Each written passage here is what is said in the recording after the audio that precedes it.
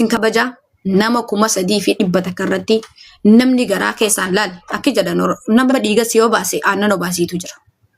Ani miidiyaa kana fatii fidii niin fida fatiis nam fida live illeen fatii shaadammoo ati waan siin jechuu barbaade waraabadhaa fiidootan fatii namni walitti nu fide namni qarallee walitti nu finne anaaf ati rabbiitu walitti nu fide. Rabbiif jecha akkuma arraas boros arafaat obboleetiitii jette sanitti taaptaabii godha guys naqabaa jira shabakaani. Shabakaan naqabaa jira taaptaabii godha sheerii walii rabbiif jecha qarqaaree namaaf hin qarqaarree jette. So jecha kan kee tokko keessatti waan dhagee qaba. Sanillee keessaa sitti himuu danda'a. Shukran. Si hubachiisuu danda'a. Sanumaafuu walii galatti ijoollee teenya taarsiin tanatti aartan. Rabbii jecha isin jaaladha hin beektan. Afaanuma namaan nagara galche malee hedduu isin jaaladha hin beektan. Hedduun isin kabaja. Ilmi namaa nama dogongorsiisa. Nama maraattu si godha. Fayyaa si godha. Amantiin si jijjiirsiisa. Garuu hedduun isin jaaladha. Hedduun isin kabaja. Ilmi namaa hin dogongora. Dogongora keessan dammoo ofitti beekee jira. Nama jechuun kan akkamii beektaa? Nama badii ofiisaa san fitti hin beekne. Nama badii isaa san osoo fitti hin beekne deemee si fakkorsanii si aarsa malee namni tokko gaafa balleessa jedhee rabbiinu namaaf araarama. Ilma namaa dhiisi. Gaafa namni tokko badii ofii fitti fudhatee balleessa jedhee taangisi sobbona. Ilmi namaa dhiisi rabbiinuu badii san siif irra taraa jecha. Dammoo awwaan isiniin jechuu barbaade. Warri natti gammaddan. Amma ammaa tanaa warri na jala deemtanii kufaltan. Wallahi dilii narraa dhiqattan. Dilii tokkicha narraa dhiqattanan. Ani akka rabbiin kee noometti jira. Nama 2,200 jirtan. Meena dhaggeeffadha. Sagalee teenallee waraabbadha. Wallahi la'azim lubbiyyeen takkanaati namni jettan dilii narraa dhiqattan. Ijoolleen teenya ta'a harargeetilleen. Waan isiniin jechuu barbaade. Hundi keessanuu galatooma.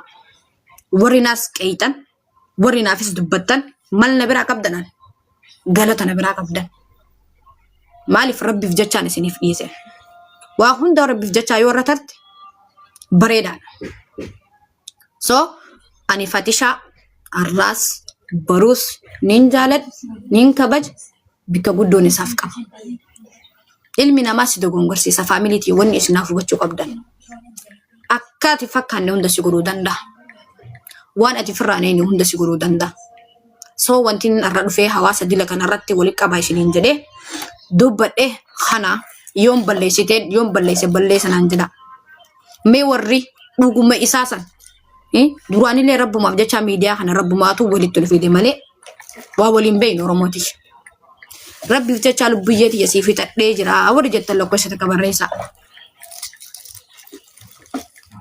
Lakki isin fixannee warri jettan dammoo wanni balleessaa bira tarin jiru. Gaafiin kiyya kan lammaffaa. Duraan dursee Fatishaa. Viidiyoo inni haasee takka muramtee namni wayii sheer natti godhe. Hedduu akka malee garaana nyaatte. Ilmi namaa ilma namaati. Rabbiin rabbi. Maaliif jettee jechuun keessan hin oolamu. Na dhaggeeffadha asirratti.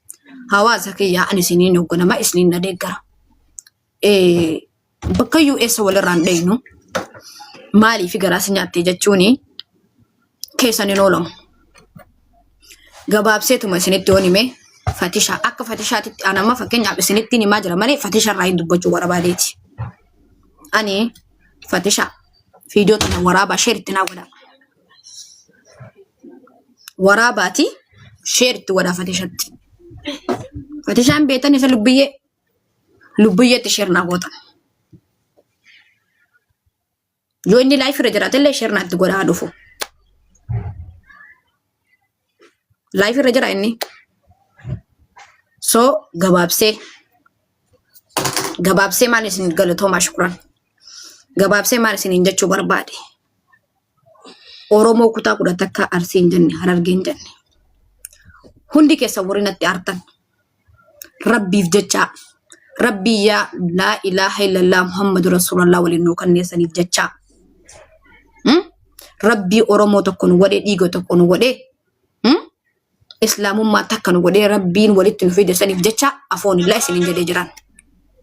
warra na miidhallee jaalibsaa thank you so much warra natti gaddellee warra natti duulellee warra na cinaa dhaabbatellee rabbiif jecha afoonillee isin jedhee jira thank you so much galatoomaa hunda keessa eenyu akkana yaadu eenyu akkanatti yaadu eenyu akkanaaf gammadu eenyu akkanaaf gaddu baree jira waan ta'eef hundi keessan warroota na arrabsitanillee warroota na faarsitanillee wallahi laazim rabbiif jecha afoonillah fatisha marsin jechuu barbaade video tana sharnaatti godha fatishatti qarallee fati ana fiti namni walitti nu finne rabbiitu walitti nu fide rabbii waliin nu fide hangana illee wajjin deessan nuun jedhe adda baatan illee nuun jedhe ilmi namaa hin dogongora afaan namaa si dogongorsiisa karaa laa illee si meessa bakkan taan illee si oofa ani akka nama takkaatittis gaafa sammuuti jaammare heddu baay'ee ulfaataadha afaan namaa amaara si godha islaama si godha amantillee si jijjiirasiisa soo gabaabseetuma maarsin jechuu barbaade fatisha sabboontu thank you so much fatisha arras borus si jaaladha si kabaj wajjin jirra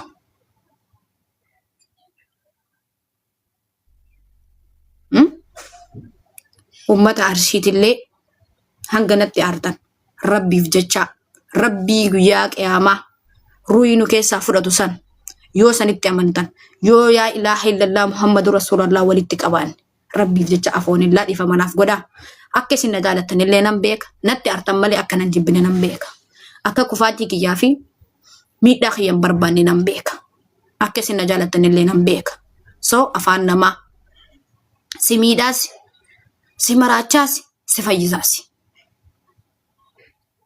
hedduu isin jaaladha hedduun isin kabaja bika guddoo isiniif qaba ani garaan kiyya keessi qulqulluudha ilmuma namaa na dogongorsiise ilmi namaa hin dogongora rabbiif jecha afoonillah dhiifa manaaf godha hundi keessan arsiin jenne harargeen jan narratti hin dawwalina tokko narratti hin dawwalina sabboona thank you so much kuni yaada sammuu kiyyaati hundi narratti hin dawwalina tokko narratti hin dawwalina nama takka hin dhaga'u wanni akka dhugaa argatu nama gammachiisaa hin jiru beektaa dhugaa mama maali abdii wanti biraa dhugaa natti barbaadu fakkeenyaaf ammaati anaaf iti gastii wajjin seennee beeknaa beektaa beeyna anaaf Arafat walitti Arafat obsi meesa bona walitti anamma waan biraatiif hin dhufneen hawaasa kiyya dhiifama gaafachuu dhufe abdiyyeen fagduu cidhullee gastii kiyya jala dhufan isaanillee natti aaranii jiran dhiifama jedheen fatishallee already fatisha ni urormaan nokko namni sitti aaruu arsii qofaa miti Arafat namni sammuu qabu hundi siyaasi aaree jira arsii qofaa miti argeensi aaree arsii hundi oromootaa si aaranii jiran warri dhugatti waa hunda beeku jechuudha akkasitti illee akkasitti dhiifama jedheen kasanichi kam ta'ishi kan hin jenne bara Arafat atam maleen owwi Arafat nama as dogongorsa san oromoon wili ifirra haa barattu nama walitti gandaan nama kaasu nama dogongorsu simatana ajandaa jecha riskii teessarkaa balleessan san nama si soban san wili namni irra haa baratu jechaaf hin jedhe baramman namni sun yaanni ke waan bareedaadha ani reefun tuna nama 3,300 tura nama 3,500 jiran hawaasa waan isin jechuu barbaade warun hordofuu dhuftan jecha namni tokko tokko ko hordofuu jiru dhufa tokko si taariku